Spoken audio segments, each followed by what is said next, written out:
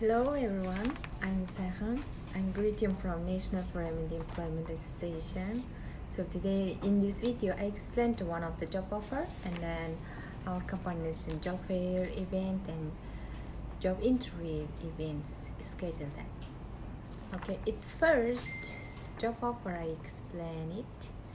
That company's location is in Nagano Prefecture, and then in this time it wants to two people. And then some of the factory, instrument factory, especially in guitar, sorry about that, guitar.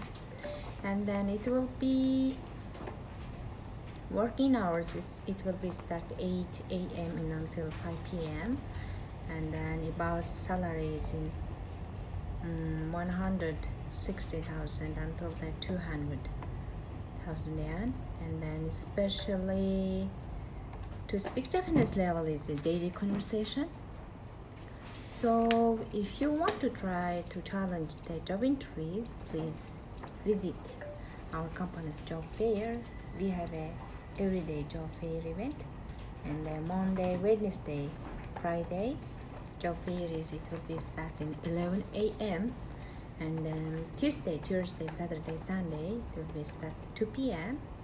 And then if you visit in our company job fair, you can get the yellow ticket.